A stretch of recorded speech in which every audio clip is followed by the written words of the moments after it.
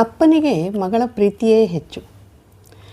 ನೀವು ಮನೆ ಮಗಳಾಗಿರಬಹುದು, ನೀವೀಗ ಎಲ್ಲಾದರೂ ಉದ್ಯೋಗ ಹಿಡಿದಿರಬಹುದು, ನಿಮಗೀಗ ಮದುವೆಯಾಗಿ ಗಂಡನ ಮನೆಯನ್ನು ಸೇರಿರಬಹುದು.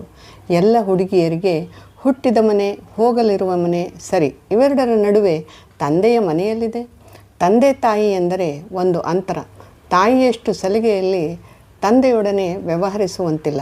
ಬಹುಶಃ ಈ ಅಂತರ ನಿರಂತರವಾಗಿ ಮುಂದುವರಿತಲೇ ಇರುತ್ತದೆ.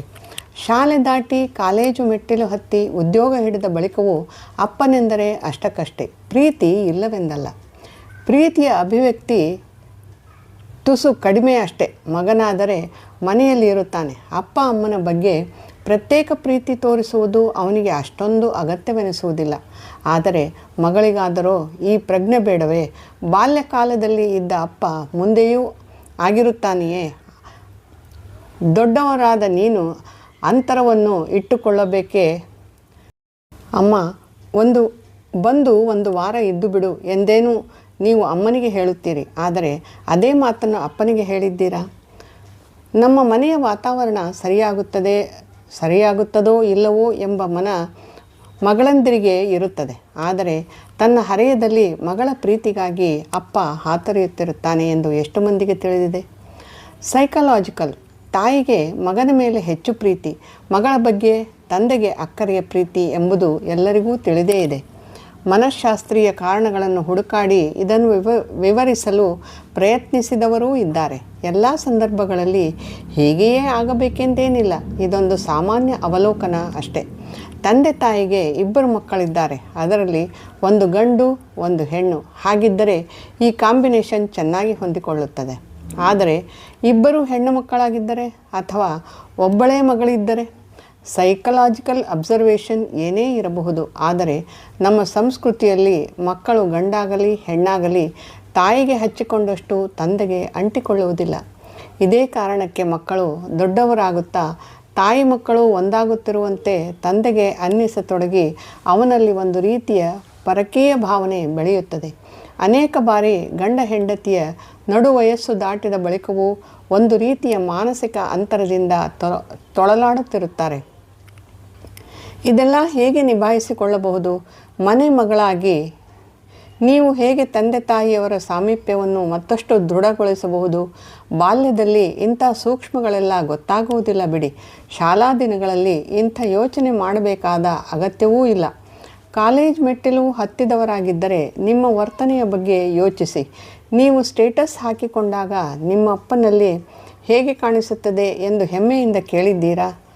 ನಿಮ್ಮ ಕಾಲೇಜ್ ಚಟುವಟಿಕೆಗಳ ಬಗ್ಗೆ ಅಪ್ಪನಲ್ಲಿ ಎಷ್ಟು ಹೇಳಿಕೊಂಡಿದ್ದೀರಿ? ಪ್ರತಿದಿನ ನಿಮಗೆ ತಂದೆ ತಾಯಿ ಕಾಲೇಜ್ಗೆ ಹೋಗಲು, ಬಸ್ಸಿಗೆ ಹತ್ತಲು ಮತ್ತಿತರ ಉದ್ದೇಶಕ್ಕೆ ಹಣ ಕೊಡುತ್ತಾರೆ. ನೀವು ಎಚ್ಚರ ವಹಿಸಿ ಅದರಲ್ಲಿ ಕೊಂಚ ಹಣ ಉಳಿಸಿರುತ್ತೀರಿ. ಅದೆಲ್ಲವನ್ನೂ ಹುಟ್ಟುಹಬ್ಬಕ್ಕೆ ಸೇರಿಸಿ ನಿಮ್ಮ ತಂದೆಯ ಹುಟ್ಟುಹಬ್ಬದ ದಿನ ಒಂದು ಪುಟ್ಟ ಗಿಫ್ಟ್ ಐಟಮ್ ತಂದು ಕೊಡಬಹುದಲ್ಲ? ಪ್ರತಿ ಬಾರಿ ನಿಮ್ಮ ಬರ್ತ್ಡೇಗೆ ಅಪ್ಪನು ಅದೆಷ್ಟೋ ಉಡುಗೊರೆಯಾಗಿ ಕೊಟ್ಟಿರಬಹುದಲ್ಲವೇ? ಅಪ್ಪ ಅಪೇಕ್ಷಿಸುತ್ತಾನೋ ಇಲ್ಲವೋ ಅದನ್ನು ಎಂದು ನಿಮಗೆ ಒಮ್ಮೆಯೂ ಅನಿಸಲಿಲ್ಲವೇ? ನಿಮ್ಮ ಅಮ್ಮ ಸುಂದರವಾದ ಸೀರೆ ಉಟ್ಟು ಕಾಣಿಸಿಕೊಂಡರೆ ನಿಮಗೆ ಖುಷಿಯಾಗುತ್ತದೆ. ಅಪ್ಪ ಯಾವತ್ತಾದರೂ ಹೊಸ ಜುಬ್ಬ ತೊಟ್ಟು ನಿಂತಾಗ ನೀವು ವಾವ್ ಅಪ್ಪ ಚೆನ್ನಾಗಿ ಕಾಣಿಸುತ್ತೀರಿ ಎಂದು ಹೇಳಿದ್ದೀರಾ? ಅಪ್ಪನ ಚಪ್ಪಲಿ ಬಗ್ಗೆ, ಅಪ್ಪನ ಸ್ಕೂಟರ್ ಬಗ್ಗೆ, ಅಪ್ಪನ ಬ್ಯಾಗ್ ಬಗ್ಗೆ ನೀವೆಂದಾದರೂ ಉತ್ಸಾಹದಿಂದ ಕಾಮೆಂಟ್ ಮಾಡಿದ್ದೀರಾ? ನೀವು ಹೀಗೆ ತಲೆ ಬಾಚಿಕೊಳ್ಳಿ ಅಪ್ಪ ಎಂದು ಪ್ರೀತಿಯ ಮಗಳಾದ ನೀವು ಬಾಚಣಿಕೆಯಿಂದ ಅಪ್ಪನ ತಲೆಗೂದಲು ಬಾಚಿದ್ದು ಇದೆಯೇ? ಅಪ್ಪ ಇವರ ತಲೆನೋವಿನಿಂದ ಬಳಲುತ್ತಿದ್ದರೆ ನೀವು ಅವರ ಹಣೆಗೆ ವಿಕ್ಸ್ ತಿಕ್ಕಿದ್ದೀರಾ? ನೀವು ಅವರ ಸಂಕಟಕ್ಕೆ ಸ್ಪಂದಿಸಿದ್ದೀರಾ? ಅಪ್ಪ ತಿಂಗಳ ಕೊನೆಗೆ ಹಣ ಕೈ ಕೊಟ್ಟಿದೆ ಅವರಿಗೆ. ನೀವು ಎಂದೋ ಸಂಗ್ರಹಿಸಿದ್ದ 500 ರೂಪಾಯಿಯನ್ನು ಅಪ್ಪನ ಮುಂದೆ ತಂದಿಟ್ಟರೆ ಎಷ್ಟು ಖುಷಿಯಾಗಬೇಡ? ನಾಳೆ ಮುಂಜಾನೆ ಅಪ್ಪ ಎಲ್ಲಿಗೆ ಹೊರಡಬೇಕಾಗಿದೆ?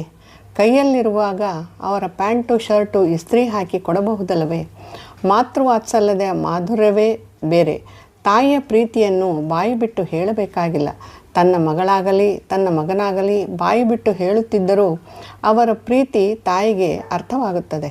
ಆದರೆ ತಂದೆಯೊಂದಿಗೆ ಕೊಂಚ ಔಪಚಾರಿಕವಾಗಿರುವುದರಿಂದ ಪ್ರೀತಿಯನ್ನು ಅಭಿವ್ಯಕ್ತಪಡಿಸುವುದು ಬಹಳ ಅಗತ್ಯ.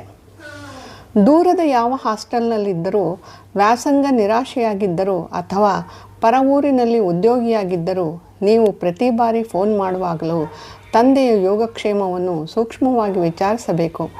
ಅಪ್ಪ ಬೆನ್ನು ನೋವು ಅಂತ ಹೇಳ್ತಿದ್ದೆ, ಎಲ್ಲಾದರೂ ಟೆಸ್ಟ್ ಮಾಡಿಸಿದ್ದೀಯಾ ಅಂತ ಸುಮ್ಮನೆ ಕೇಳಿದರೂ ಅಪ್ಪನಿಗೆ ಖುಷಿಯಾಗುತ್ತದೆ. ಎಷ್ಟೋ ವಿಚಾರಗಳು ಮಕ್ಕಳಾದ ನಮಗೇಕೆ ಎಂದು ಉಪೇಕ್ಷಿಸಿಬಿಟ್ಟಿರುತ್ತೀರಿ. ಆದರೆ ಅರೆಯ ಹಿರಿಯಾಗುತ್ತಿದ್ದಂತೆ ನಾವು ಅದರ ಬಗ್ಗೆ ಹೆಚ್ಚು ಕಾಳಜಿ ತೋರಿಸಬೇಕು ಎಂದು ಅಪ್ಪಂದಿರು ನಿರೀಕ್ಷಿಸುತ್ತಾರೆ. ತಾಯಿಯಂದಿರಾದರೆ ಯಾವತ್ತೂ ಮಕ್ಕಳು ಮಕ್ಕಳೇ.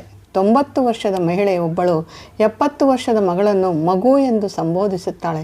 ಆದರೆ ತಂದೆಯ ಯೋಚನಾ ಕ್ರಮ ಇದಕ್ಕಿಂತ ಭಿನ್ನವಾಗಿರುತ್ತದೆ. ಅಪ್ಪ ಅಮ್ಮ 4 ದಿನ ಬಂದು ಹೋಗಲಿ ಎಂದು ನೀವು ಗಂಡನ ಮನೆಯಿಂದ ವಿನಂತಿಯನ್ನು ರವಾನಿಸುತ್ತೀರಿ. ಅಪ್ಪ ನೀನು ಅಮ್ಮನೊಂದಿಗೆ ಬಂದು 4 ದಿನ ಇದ್ದು ಬಿಡು ಎಂದು ಹೇಳುವ ಮನಸ್ಸೇಕೆ ನಿಮಗಿಲ್ಲ? ಇಳಿ ವಯಸ್ಸಿನಲ್ಲಿಯೂ ನೀವಿಬ್ಬರೂ ಬಂದು ಹೋಗಿ ಎಂದು ಆಮಂತ್ರಿಸುವುದು ಒಳ್ಳೆಯದು. ಉದ್ಯೋಗದಲ್ಲಿ ನಿವೃತ್ತಿ ಹಂಚಿನಲ್ಲಿರುವ ತಂದೆಗೆ ಒಂದು ರೀತಿಯ ಅತಂತ್ರ ಭಾವನೆ ಕಾಡುತ್ತಿರುತ್ತದೆ. ತಾನಿನ್ನೂ ನಾಲಾಯಕ್ ಎಂಬ ಕೀಳರಿಮೆಯನ್ನು ಆತ ಬೆಳೆಸಿಕೊಂಡಿರುತ್ತಾನೆ. ಆತನ ಆರೋಗ್ಯದಲ್ಲಾಗುವ ಬದಲಾವಣೆಯು ಇದಕ್ಕೆ ಮುಖ್ಯ ಕಾರಣ. ಇಂತಹ ಸಂದರ್ಭಗಳಿಗೆ ಮಗಳಂದಿರ ಜವಾಬ್ದಾರಿ ಹೆಚ್ಚು. ಪದವಿ ಓದಿದ ಹುಡುಗಿಯರೆಲ್ಲ ಇಂಥ ಸೂಕ್ಷ್ಮಗಳು ಗೊತ್ತಾಗದೇ ಇರುವುದಿಲ್ಲ. ಕಾಲ ಇಷ್ಟೊಂದು ಮುಂದುವರಿದಿದೆ ನೋಡಿ. ಕುಟುಂಬ ಒಂದು ಕಾರು ಖರೀದಿಗೆ ಸಿದ್ಧತೆ ಮಾಡಿಕೊಳ್ಳುತ್ತಿದ್ದರೆ ಗಂಡ ಹೆಂಡತಿಯಲ್ಲಿ ಹೇಳುತ್ತಿರುತ್ತಾನೆ, ಅಮ್ಮಿಗೆ ಯಾವುದು ಇಷ್ಟವೋ ಕೇಳು. ಹೋಟೆಲ್ನಲ್ಲಿ ಕುಳಿತಿದ್ದರೆ ಮೆನು ಕಾರ್ಡ್ ಟೇಬಲ್ಗೆ ಬರುತ್ತಿದ್ದಂತೆ ಅದನ್ನು ಮನೆ ಮಗಳಾದ ಚುಮ್ಮಿ ಎತ್ತುಕೊಳ್ಳುತ್ತದೆ. ಯಾವುದು ತಿಂಡಿ ಬೇಕೆಂದು ನಿರ್ಧರಿಸುವವಳು ಅವಳೇ. ಮನೆಗೆ ಬೇಕಿದ್ರೆ ಮಾಡು. ಈಗ ಎಲ್ಲ ಮನೆಗಳಲ್ಲೂ ಅಮ್ಮಿ ಚುಮ್ಮಿ ಮುನ್ನಿರದೇ ಕಾರುಬಾರಾಗಿದೆ. ನಮ್ಮ ಶಿಕ್ಷಣ ಮತ್ತು ಯೋಚನೆ ಕ್ರಮದಲ್ಲದ ಮುಗ್ಧತೆ ನಮ್ಮ ಹುಡುಗಿಯರಿಗೆ ಮನೆಯ ಒಳಗೂ ಹೊರಗೂ ವಿಶೇಷವಾದ ಸ್ವಾತಂತ್ರ್ಯವನ್ನು ಒದಗಿಸಿದೆ. ಇದನ್ನು ಎಲ್ಲರೂ ಅಂಗೀಕರಿಸಿದ್ದಾರೆ. ತಂದೆಯು ಮಗಳ ಮಾತಿಗೆ ಬೆಲೆ ಕೊಡುತ್ತಿದ್ದಾನೆ. ಒಬ್ಬಳೇ ಮಗಳು, ಇಂಜಿನಿಯರಿಂಗ್ ಓದಿಸಲೇಬೇಕೆಂದಿದ್ದೇನೆ ಅಪ್ಪ ತನ್ನ ಗೆಳೆಯಂದಿರ ಬಳಿ ಹೇಳಿಕೊಳ್ಳುತ್ತಾನೆ. ಎಲೆಕೋಸು ಹುಡುಕುತ್ತಾ ಅಪ್ಪ ಸಂತೆಯಲ್ಲಿ ಅಲೆದಾಡುತ್ತಾನೆ. ಯಾರಾದರೂ ಕೇಳಿದ್ರೆ ಮಗಳು ಹೇಳ್ತಿದ್ದಾಳೆ, ಎಲೆಕೋಸು ಪಲ್ಯ ತಿನ್ನುವ ಆಸೆಯಾಗಿದೆಯಂತೆ, ಹಾಗಾಗಿ ಎಲ್ಲಾದರೂ ಇದ್ದರೆ ಎಲೆಕೋಸು ಒಯ್ಯೋಣ ಅಂತ ಉತ್ತರಿಸುತ್ತಾನೆ. 3 ವರ್ಷಕ್ಕೊಮ್ಮೆ ತಮಗಾಗಿ ಪ್ಯಾಂಟ್ ಶರ್ಟ್ ಖರೀದಿಸುವ ಅಪ್ಪ ತಮ್ಮ ಮಗಳಿಗೆ ವರ್ಷಕ್ಕೆ 3 ಡ್ರೆಸ್ ತೆಗೆದುಕೊಡುತ್ತಾರೆ. ಅಪ್ಪನೇ ಎಷ್ಟು ಮುಕ್ತವಾಗಿರುವಾಗ, ಇಷ್ಟೊಂದು ಪ್ರೀತಿಯನ್ನು ವ್ಯಕ್ತಪಡಿಸುತ್ತಿರುವಾಗ ಕೊಂಚವಾದರೂ ಅವರ ಋಣವನ್ನು ತೀರಿಸುವುದು ಬೇಡವೇ? ಇಷ್ಟಕ್ಕೂ ಪ್ರೀತಿ ಎಂದರೆ ಸಾಲವಲ್ಲ, ಅದನ್ನು ತೀರಿಸಿ ಬಿಡುವುದು ಸಾಧ್ಯವಿಲ್ಲ. ಆದರೂ ತಂದೆ ತಾಯಿಯ ಪ್ರೀತಿ ಎಂದರೆ 10 ಜನ್ಮವೆತ್ತಿದರೂ ಅವರ ಋಣ ತೀರಿಸಲು ಸಾಧ್ಯವಿಲ್ಲ. ತಂದೆಯ ಪ್ರೀತಿಯ ಋಣವನ್ನು ತೀರಿಸುತ್ತಿದ್ದೇವೆ ಎಂಬ ಅಹಂಭಾವದಿಂದ ಅಲ್ಲ, ತಂದೆಯ ಒಲವಿನ ಮಗಳಾಗಿ ಹೊಣೆಗಾರಿಕೆ ದೃಷ್ಟಿಯಿಂದ ಪ್ರೀತಿಯನ್ನು ಅಭಿವ್ಯಕ್ತಿಪಡಿಸುವುದು ಅವಳ ಕರ್ತವ್ಯ. ನಾವು ಮಕ್ಕಳಿದ್ದಾಗ ತಂದೆ ತಾಯಿ ಅವರ ಸನಿಹದಲ್ಲಿಯೂ ನಾವು ಅವರನ್ನು ಮಕ್ಕಳಂತೆ ಕಾಳಜಿಯಿಂದ ನೋಡಿಕೊಳ್ಳಬೇಕು. ತಂದೆಯ ಮನಸ್ಸು ಮಗಳ ಪ್ರೀತಿಗಾಗಿ ತವಕಿಸಿರುತ್ತದೆ ಎಂದು ನಾವು ತಿಳಿಯಬೇಕಾದದ್ದು ಅತಿ ಅಗತ್ಯ.